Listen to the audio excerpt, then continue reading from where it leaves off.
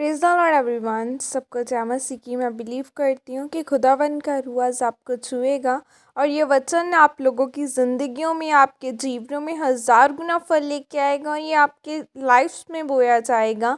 आओ मैं उस सामर्थ से भरे और इस पवित्र वचन को मैं आप सभी लोगों के लिए पढ़ती हूँ।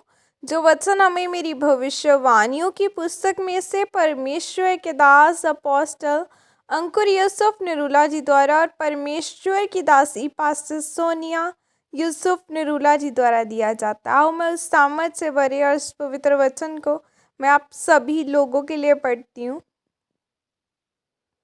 अपने आत्मिक हथियार पहन लो, जैसे कि पवित्र बाइबल इफिसियों 6:13 आयत में लिखा है।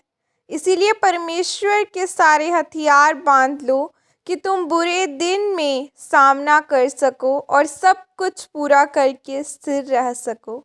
आमीन। मेरे प्रियो, बाइबल कहती है कि आप एक लड़ाई में हैं। वो लोग मूर्ख हैं जो शरीर के साथ लड़ते हैं, क्योंकि आप एक आत्मिक लड़ाई में हैं, क्योंकि आपकी लड़ाई शैतान के साथ है। और जब आप शारीरिक लड़ाई लड़ते हैं तो आप थक जाते हैं और बिना नतीजे निकलते हैं और निराश हो जाते हैं। तब शैतान आपके जीवन में अटैक करता है। अगर आप मांस और लहू से लड़ाई लड़ेंगे तो आप कभी सफल नहीं होंगे। अगर आपकी लड़ाई आत्मिक लड़ाई है तो आपके हथियार भी आत्मिक होने चाहिए, क्योंकि आप सांसारिक हथियारों के साथ लड़ाई नहीं जीत सकते। शैतान आपसे तलवार के द्वारा नहीं मर सकता, उसको आप आत्मिक तलवार से ही मार सकते हैं। मेरे प्रियो, बाइबल कहती है कि आपको परमेश्वर के साथ समय बिताना होगा और आपको शैतान के हथियारों को नष्ट करने के लिए उपवास, प्रार्थना, वचन में निपुण होना होगा। तभी आप परमेश्वर के सभी आत्मिक हथियार को ले सकते हैं। एक औरत जो सड़क में दुर्घटनाग्रस्त हो गई, उसकी दोनों टांगों पर गंभीर चोटें आई और पेट में चोट लगने के कारण उसको लकवा हो गया।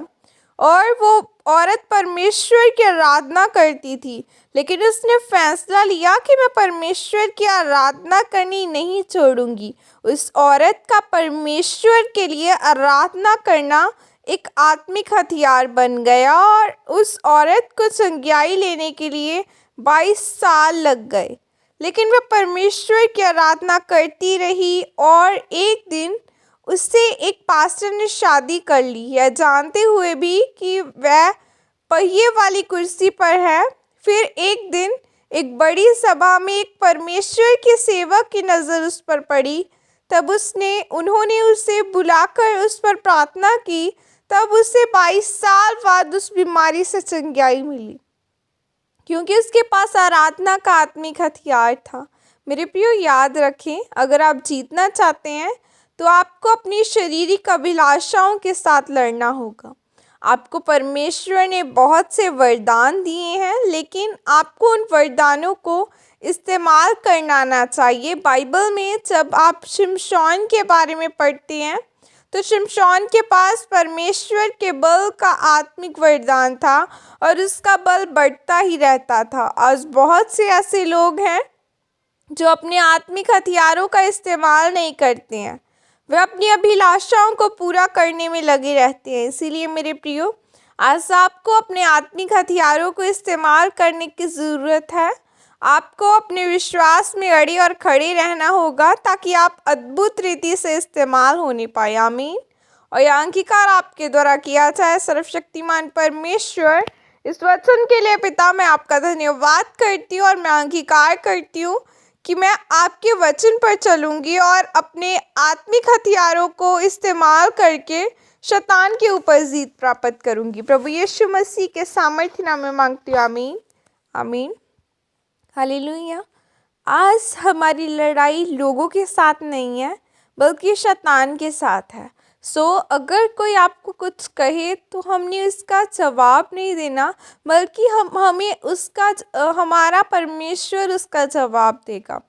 अड़े और खड़े रहना है पूरे विश्वास के साथ, क्योंकि जिस तरह उस लेडी को 22 साल बाद छुटकारा मिला, लेकिन वो फिर भी आराधना करती रही। आपको भी वैसा ही विश्वास आज रखना है कि खुदा चाहे तू चंगा कर चाहे ना कर, तू ब्लेसिंग दे चाहे ना दे, तो भी तू मेरा परमेश्वर है। तू चाहे ऊंचाइयों पर लेकर जा चाहे ना जा, तो भी तू मेरा परमेश्वर रहेगा। इस विश्वास के साथ अड़े और खड़े रहना है। मैं बिलीव करती हूँ खुदावन आपको ऊंचाइयों पर लेकर जाएगा सचमुच, और ये क्रिसमस आपकी ब्लेसिंग का कारण ठहरेगा। सो खुदावन आपको ब्लेस्ड करे और आप अपनी लाइफ में बड़ी बड़ी टेस्टिमनीज को ले। God bless you all. Praise the Lord.